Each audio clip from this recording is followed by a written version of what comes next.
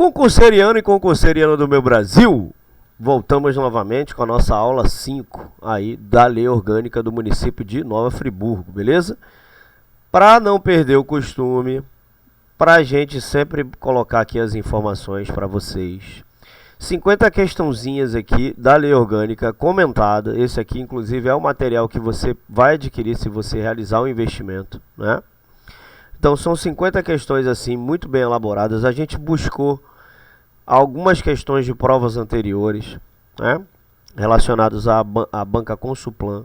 Então, a gente buscou questões de provas anteriores e também a gente elaborou nossas próprias questões, né? Então, você tem aí um material de muita qualidade. 50 questões do Estatuto do Servidor e 40 questões do Código de Ética. Você pode comprar separadamente esses três ou no combo com valor promocional. O link está aqui na descrição. Vou deixar aqui o link para vocês. Vocês têm também o Código Tributário Municipal. São 80 questões também para você poder treinar à vontade aí. Beleza? Então, lembrando que a gente vai colocar também 50 questões aqui do Código de Postura de Nova Friburgo. A gente ainda vai adicionar, né? E 50 questões do Código do Meio Ambiente do município, tá? De antemão você já tem esses materiais aí que já dá um adianto aí nos seus estudos, ok? Beleza, a gente vai te dar aula aqui do Estatuto, da Lei Orgânica e do Código de Ética. O Código de Ética, inclusive, já tem até aula no canal, já coloquei a aula 1 lá, tá? A Lei Orgânica a gente vai para a 5ª aula agora e o Estatuto do Servidor a gente está com 4 aulas, mas a gente vai adicionar mais também, beleza? Então vamos começar aqui a nossa 5ª aula falando das vedações, né? A gente vai falar das proibições aqui do município. Então, lembrando que se você gostar desse conteúdo, por favor, deixa o likezinho, que ajuda aqui ao trabalho do titio, né? Deixa o seu comentário também se você gostar das aulas e se inscreva no canal para você receber sempre as notificações. Clica no sininho, coloca lá todas as notificações para você receber sempre as atualizações quando a gente postar uma aula nova, beleza? Então, sem mais delongas, vamos começar aqui. Deixa eu sair aqui para não atrapalhar a aula de vocês. E vamos começar aqui com o artigo 56, que fala que é vedado ao município. Se é vedado, é proibido. Não pode fazer. Além de outros casos previstos na lei orgânica. O que é vedado? Estabelecer cultos religiosos. Ah, Tiago, ou igrejas. Ah, Tiago, mas como é que é proibido estabelecer cultos religiosos ou igrejas? Às vezes a pessoa confunde, né? Não é proibido estabelecer cultos religiosos ou igrejas, né? É proibido, o que ele está falando aqui, é proibido estabelecer uma religião oficial do município. Você não vê Igreja Municipal de Jesus é Amor, você não vê, né? Você sempre vê a igreja como um órgão, né, um órgão separado do município. Então nós vivemos num país laico. O país que tem uma religião definida, né, ele define aquela religião ali como religião patriarcal. Você tem que seguir aquela religião. Aqui no Brasil não existe uma religião própria do governo. Todo mundo escolhe a religião que quer. É um país que tem essa liberdade. Então não é estabelecer os cultos, né? Ela não vai proibir de acontecer os cultos. A proibição é que o governo não pode se unir, né? Não pode unir de forma, né? O município não pode criar ou apoiar um novo culto religioso ou uma nova igreja, né? A administração municipal não pode tomar partido a favor de uma religião específica, né? Então aqui fica claro que a prefeitura não pode, né, ter esse tipo de ligação religiosa. Então, quando ele fala estabelecer cultos religiosos ou igrejas, ele não pode criar, ele não pode apoiar um novo culto religioso do município, por exemplo, né? Então aqui subvencioná-los ou manter com eles seus representantes relações de dependência, né? Então aqui fica claro que a prefeitura não pode dar dinheiro, né, ou apoiar financeiramente direto a uma igreja ou culto religioso, né? Eles não podem financiar as atividades religiosas com recursos públicos. Então aqui subvencioná-los é dinheiro, é relacionado a dinheiro, tá? Ou manter com eles ou seus representantes relações de dependência ou aliança, né? Ressalvado, aí tem uma ressalva, né? Aí tem uma exceção na forma da lei, né? Na forma da lei, a colaboração de interesse público mediante autorização legislativa. Então o município não pode estabelecer vínculos especiais que favoreçam uma igreja em particular, né? Então eles não podem ali dar tratamento preferencial a uma religião em detrimento de outras. Então, no entanto, há uma brecha, há uma exceção. Se uma igreja ou instituição propuser uma ação que claramente beneficie o interesse público, aí o município pode colaborar com eles, né? Por exemplo, se a igreja propor ali um trabalho junto à prefeitura para fornecer assistência social a pessoas necessitadas, então nesses casos, né, há uma brecha, há uma exceção. É importante também que precisa existir circunstâncias especiais. O município ele pode cooperar com igrejas, mas isso só é permitido se houver uma autorização específica por meio de um processo legislativo. Ou seja, a Câmara deve aprovar essa colaboração de forma oficial. Beleza? Então, para resumir, aqui visa garantir a laicidade do Estado, ou seja, a neutralidade religiosa das instituições públicas, ao mesmo tempo em que permite algumas exceções para colaborações que tragam benefícios claros para a comunidade. Beleza? Recusar fé aos documentos públicos. Isso aqui também é vedado. O que são documentos públicos? Documentos públicos são documentos emitidos por autoridade ou órgãos públicos, como certidões de nascimento, casamento, registro de imóveis, diplomas escolares, emitidos por escolas públicas, entre outros. Então, o que significa recusar a fé? Recusar a fé é uma expressão que basicamente quer dizer não acreditar, não aceitar a validade de um documento. Então, no contexto desse artigo, o município não pode negar a autenticidade ou validade de documentos públicos. Qual é a importância disso? Né? Você vai chegar numa repartição pública, vai pedir um documento, né? Então ele deve garantir a confiança, a legalidade dos documentos públicos. Imagine se a prefeitura pudesse simplesmente recusar a validade de uma certidão de nascimento. Isso poderia ali criar problemas legais, burocráticos, né? Seria um terror. Vou colocar aqui um exemplo prático, né? Suponhamos que você precise ali apresentar um diploma emitido por uma escola pública para conseguir um emprego. Se a prefeitura recusar a fé desse documento, significaria que ela não acreditaria que seu diploma seria legítimo. Isso não teria sentido nenhum, né? Então ela não pode recusar a fé aos documentos públicos. Show? Criar distinções ou preferência entre brasileiros. Não pode. Não dá para criar distinção entre brasileiros, né? Você não vai chegar num lugar e vai falar assim: você não vai estudar nessa escola porque você é de outro estado do Brasil, né? Então o que a distinção e a preferência significa? Tratar os grupos dos brasileiros de maneira, né? Não pode tratar de maneira diferente, com base ali em características como raça, cor, religião, estado que mora, né? Sotaque, nacionalidade, né? Então isso pode ser feito de forma, né? Isso pode ser feito de forma discriminatória, né? Prejudicando um grupo em relação a outro. Então precisa existir uma igualdade na lei, né? Isso é um princípio fundamental da sociedade democrática. É a igualdade perante a lei. Então isso significa que todos os cidadãos, independente de suas características pessoais, devem ser tratados de forma justa e igualitária pelas autoridades públicas, né? Show de bola. Favorecer através de quaisquer recursos ou meios propaganda política partidária ou estranha à lei e ao interesse público geral, inclusive que promova explícita ou implicitamente personalidade política ou partido. Então aqui é muito simples, né? O que é uma propaganda político partidária? é qualquer forma de comunicação que busque promover um partido político ou imagem de político.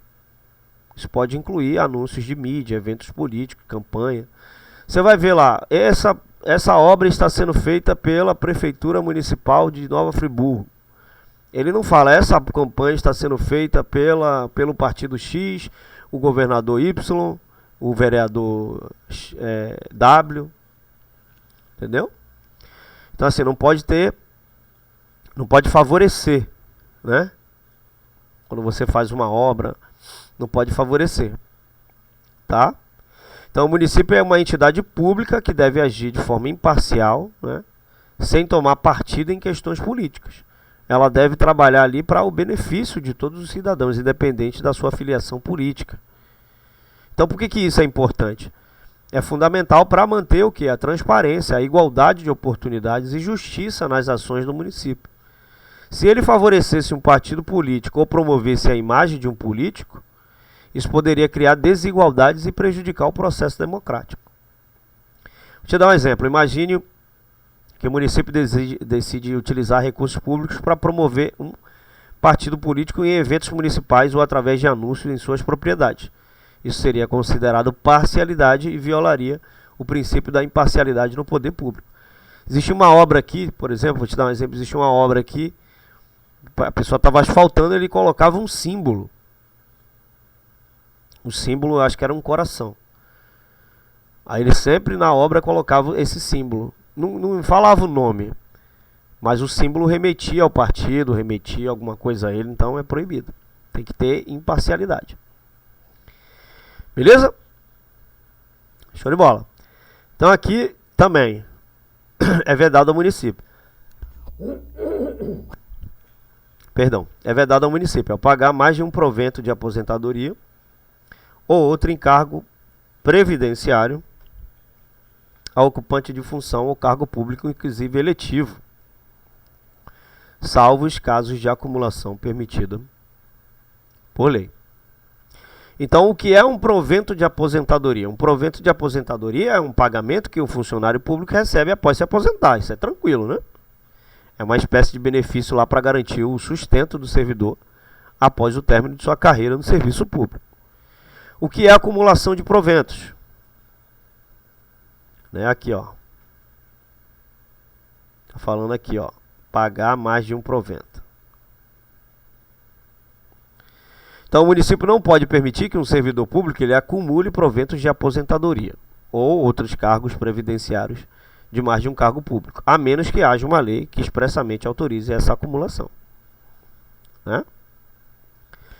Então, por que é importante? Essa regra visa evitar que os servidores públicos acumulem múltiplas aposentadorias, que poderia levar a pagamentos excessivos e injustos. Então, garante também que a aposentadoria seja, né, justa, de acordo ali com as leis previdenciárias. Beleza? Então, o entendimento é simples. Né? Não pode pagar mais de um provento de aposentadoria ou outro encargo previdenciário ao ocupante de função ou cargo público, inclusive eletivo. Eletivo é cargo de vereador, prefeito, governador, enfim. Então, né, suponhamos que uma pessoa seja funcionária pública em duas áreas diferentes, como professor em uma escola municipal e médico em um hospital público. Se não houver autorização legal para acumulação, o município não poderá pagar aposentadoria para ambos os cargos. Beleza? Show de bola. Aqui também criar ou manter com recursos públicos carteiras especiais de previdência social para ocupantes de cargo eletivo. Então aqui ele está falando o seguinte, o que são carteiras especiais de previdência? Carteiras especiais de previdência são sistemas de aposentadoria diferenciados, que geralmente oferecem ali benefícios mais vantajosos em comparação com o sistema previdenciário padrão. Então essas carteiras especiais são muitas vezes criadas para atender a categorias específicas de servidores públicos. Então é proibido criar ou manter com recursos públicos carteiras especiais de previdência social para ocupantes de cargo eletivo. Cargo eletivo, né, se refere a cargos políticos, que são preenchidos ali por eleição, como prefeito, vereador, deputado, senador, governador. Então são os cargos que os cidadãos elegem por meio de voto. Agora, por que isso é importante? A proibição de criar ou manter carteiras especiais de previdência evita que os ocupantes de cargo eletivo tenham tratamentos preferenciais em termos de aposentadoria em relação a demais servidores públicos ou cidadãos.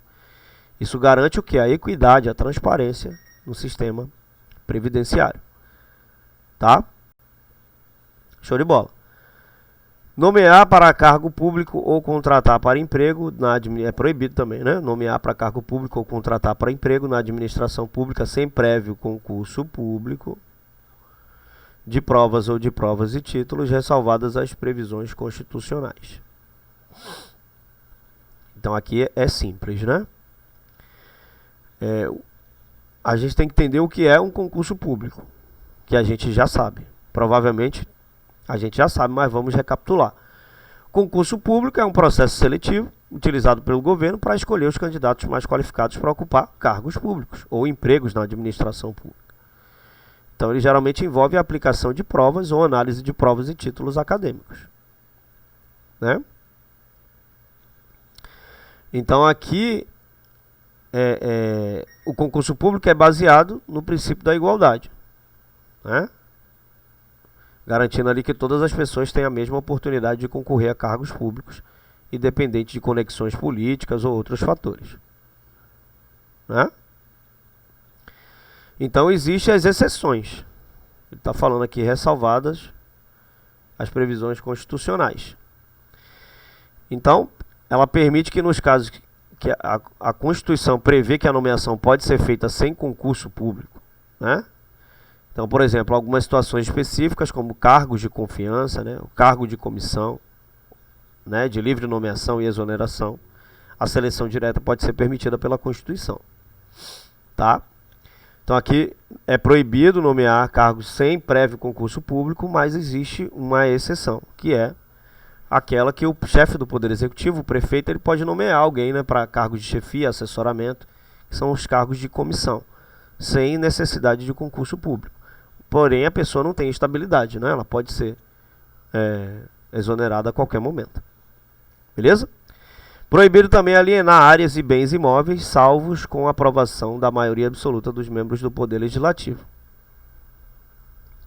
Então aqui o entendimento também é simples. O que são áreas e bens imóveis, né? Áreas e bens imóveis são propriedades que incluem terrenos, prédios, casas e outros tipos de imóveis que não podem ser o quê? Movidos.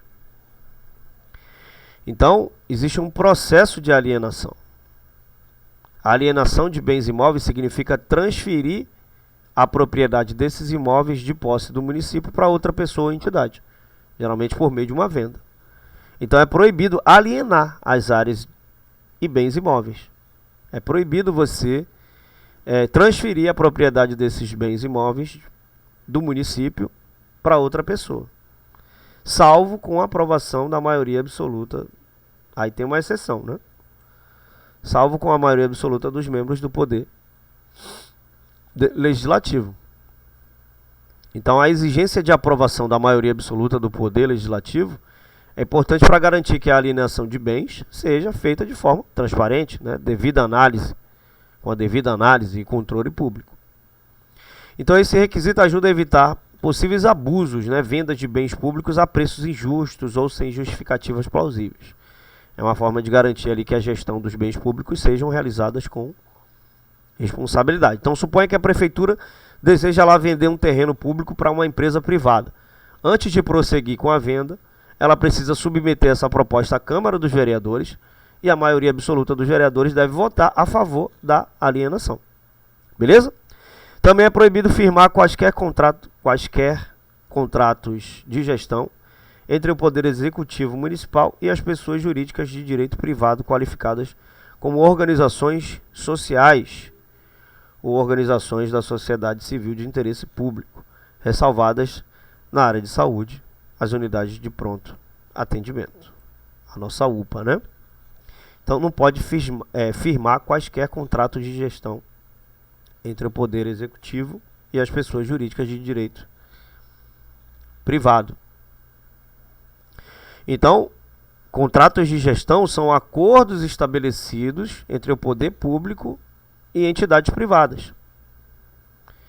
né, como as organizações sociais, as organizações da sociedade civil, e entre contratos que definem, né, esses contratos definem geralmente metas, obrigações e responsabilidades para a gestão de serviço ou atividade pública. Então, o município pode firmar contratos de gestão,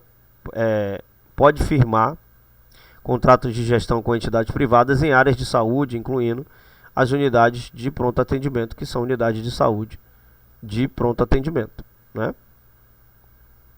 Isso significa que o município tem mais flexibilidade para colaborar com a organização privada na gestão de serviços de saúde. Beleza? Aqui é uma ressalva, tá? Ela não pode firmar contratos de gestão com pessoa jurídica de direito privado, mas existe uma ressalva na área da saúde. Tá? Então, a ressalva nesse artigo indica que fora da área de saúde e das UPAs, o município não pode firmar contratos de gestão com organizações privadas, né, como as OS-CIP. Então, essa restrição visa garantir que as atividades públicas essenciais sejam geridas de forma mais direta pelo poder público. Por que isso é importante? Para manter o controle sobre serviços públicos cruciais, como educação, segurança e outras áreas que a gestão direta pelo poder público é considerada mais adequada para atender as necessidades da comunidade. Show de bola? Parágrafo único. A vedação prevista no inciso 9 não exclui a possibilidade de terceirização a atividade, quanto à atividade meio, observadas os seus requisitos à contratação temporária, na forma do artigo 37(9) da Constituição da República, bem como quanto à saúde, a participação do Sistema Único de Saúde, de forma complementar nos termos do artigo 199, parágrafo 1 da Lei Maior. Então aqui o que quer dizer? Terceirização de atividades meio. Aqui, de atividade meio. Tá? O parágrafo único ele estabelece que a proibição de firmar contratos de gestão com organizações privadas não se aplica à terceirização de atividades meio. Isso significa que o município pode terceirizar certas funções ou atividades secundárias que não são consideradas essenciais para a administração pública. Então, o texto menciona que a contratação temporária, conforme permitido pelo artigo 37, inciso 9 da Constituição da República, também não está sujeita a essa proibição. Isso significa que o município pode contratar temporariamente o pessoal para atender a necessidades urgentes ou sazonais. Então, em relação à saúde, o parágrafo único destaca que o município ele pode participar do Sistema Único de Saúde de forma complementar, nos termos do artigo 199, parágrafo 1 da Constituição Federal. Isso significa que o município pode colaborar com o SUS para garantir a prestação adequada de serviços de saúde à comunidade. Então, qual é a conclusão? O parágrafo único do artigo 56, ele acrescenta exceções importantes à proibição de firmar contratos de gestão com organizações privadas. Então, ele esclarece que atividades meio podem ser terceirizadas, permite a contratação temporária e destaca a possibilidade de colaboração na área de saúde com o Sistema Único de Saúde. Beleza? Show de bola, então hoje a gente fica por aqui, espero que vocês tenham gostado dessa aula. Se vocês gostarem, deixa seu like. Opa, então, queria agradecer a todos aí pela presença. Se você gostou dessa aula, deixe seu like. Deixe seu comentário também, se você achar necessário. E se inscreva no canal para você receber sempre as notificações. Desculpa, eu fui correr ali e fiquei cansado. Sempre, né, para receber as notificações sempre que a gente postar uma aula nova. Beleza? Então, muito obrigado. Aquele abraço e